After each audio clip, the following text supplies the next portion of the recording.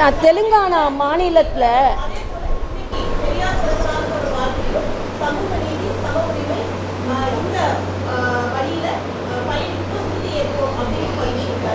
இல்லை இல்லை இதைத்தான் நான் இல்லை அதைத்தான் நான் இப்போ சொல்ல வந்தேன். ஏன்னா திராவிட முன்னேற்ற கழக சாயலில் இன்னொரு அரசியல் கட்சி தேவையில்லை. தேசிய சாயலில் தான் இனிமேல் மாற்றி வர வேண்டும். நாங்கள் ஒருவேளை தம்பி விஜய் வேறு மாதிரி போவாரோ பயணிப்பாரோ நினைத்து கொண்டிருந்தேன். ஆனால் ஆரம்பிக்கிறதுக்கு முன்னாலேயே நான் இப்படி தான் அப்படின்னு ஒரு கொள்கை அவர் விநாயகர் சதுர்த்திக்கு வாழ்த்து சொல்லாததும் இருமொழி கொள்கை. நான் தெலுங்கானாவில் இருக்கும்போது தம்பி விஜயோட படங்கள் தெலுங்கில் வெளிவந்தது, தெலுங்கில் விழாக்கள் கொண்டாடப்பட்டது. ஆக உங்களின் வியாபாரத்திற்கு பல மொழி தேவை, ஆனால் மக்களின் படிப்பிற்கு பல மொழி தேவையில்லை. இது ரொம்ப அப்பட்டமா. நான் போன வாட்டி பார்த்தேன், அண்ணன் ஸ்டாலின் வந்து ஓணம் வாழ்த்து மலையாளத்தில் சொல்லியிருந்தார்.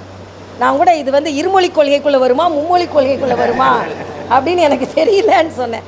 ஆக இன்னைக்கு வந்து இவங்க வந்து அதே மாதிரி அவர் வந்து இது போட்காஸ்ட் ஹிந்தியில் பண்ணார். தயாநிதி மாறன் ஹிந்திக்காரங்க உட்கார்ந்துருக்க இடத்துல ஹிந்தியில் போஸ்டர் வச்சு ஒட்டினாங்க.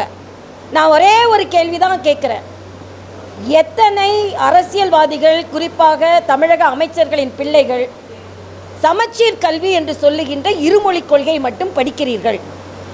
நீங்கள் தனியார் கல்லூரி பள்ளிகளில் படிக்க வைக்கவில்லையா? தனியார் பள்ளிகளில் மும்மொழி கொள்கை இருக்கும் பொழுது ஏன் அரசு பள்ளிகளில் இருமொழி கொள்கை?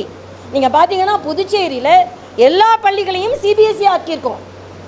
எல்லா பிள்ளைகளுக்கும் அதே வாய்ப்பு கிடைக்கணும்னு சொல்லியிருக்கோம். ஆக இந்த ஏழைகளுக்கு ஒரு கல்வி, ஏற்றம் பெற்றவர்களுக்கு ஒரு கல்வி, இதை நாங்கள் வன்மையாக கண்டிக்கிறோம். இதுவும் திராவிட முன்னேற்ற கழகத்தின் இன்னொரு ஏமாற்று வேலை என்பதைத்தான் நான் பதிவு செய்கிறேன். அதில் இருமொழி கொள்கை தம்பி விஜய் வந்து அப்போ நான் தமிழ்நாட்டில் மாத்திரம்தான் என்னோடய படம் ஓடும், வேறு எங்கேயும் நான் வந்து என்னோடய படம் மொழி மாற்றமே இல்லை அப்படின்னு சொல்ல முடியாதுல்ல. அப்போ உங்களுக்கு தேவையாக இருக்கும் பொழுது மாணவர்களுக்கும் தேவை என்பதை புரிந்து கொள்ள வேண்டும். ஒன்றை மட்டும் நான் தெளிவாக சொல்கிறேன், யாமறிந்த மொழிகளிலே தமிழ் மொழி போல் இனிதாவது எங்கும் காணோன்னு பாரதி சொன்னார். ஆக பாரதி தமிழை குறைத்து மதிப்பிட்டாரா? 18 மொழிகளுக்கு மேலே கற்றுக்கொண்டார். ஆக இன்னொரு மொழியை கற்றுக்கொள்ள தமிழ் மேன்மை அடையுமே தவிர தமிழ் குறையாது என்பதை நான் இங்கே பதிவு செய்கிறேன். ஆக தமிழ்நாட்டில் கும்மிடி பூண்டியை தாண்டுனா யாருக்கும் எந்த அங்கீகாரமும் கிடைக்க வேண்டான்றதுல திராவிட முன்னேற்ற கழகம் குறியாக இருக்கிறாங்கன்றதான் என்ன கருத்து.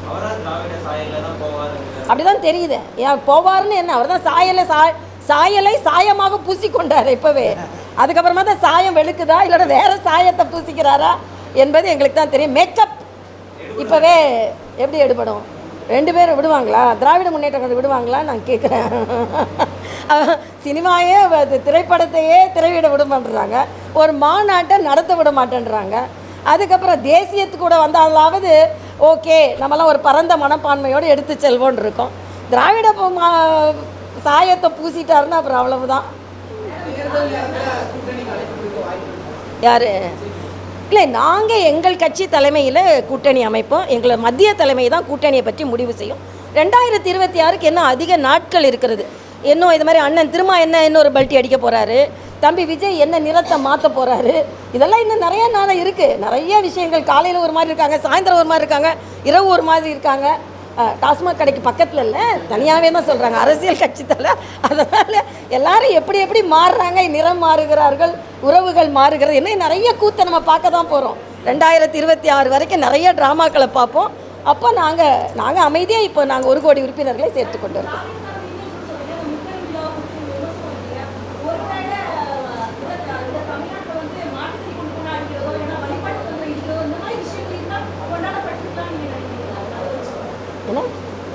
இல்லை, நாங்கள் எப்போவுமே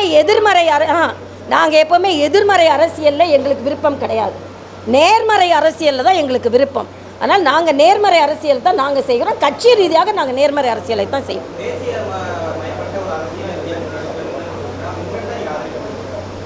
அப்படிப்பட்ட கொள்கைகளை எடுத்துக்கொண்டால் நாங்கள் ஆதரிப்போம். ஆனால் ஏன் ஆரம்பத்திலே அவர் கட்சியை ஆரம்பிக்கிறதுக்கு முன்னாலே இப்படிப்பட்ட ஒரு நிலைப்பாட்டை எடுக்கிறாருன்னு எங்களுக்கு தெரியல. அவர் இன்னும் கொஞ்சம் பரந்துபட்ட நிலைப்பாட்டோட, இன்னும் கொஞ்சம் ஒரு அன்எக்ஸ்பெக்டடாக ஒரு எக்ஸ்பெக்டேஷனோடு அவர் கொண்டு போயிருக்கலாமோ, முதல்லையே ஒரு இவ்வளோதான் அப்படின்னு ஒரு முடிவை கொண்டு வந்துட்டாரோ அப்படின்றது எனக்கு. அவர் திரைக்கதை வசனம் போது அவர் வந்து சஸ்பென்ஸாக இருக்கணும். இந்த சஸ்பென்ஸை முதலிலேயே உடைச்சிட்டாருன்னா என்ன பண்ணுறது? அந்த சஸ்பென்ஸ் இல்லாத மாதிரி தான் எனக்கு தோணுது.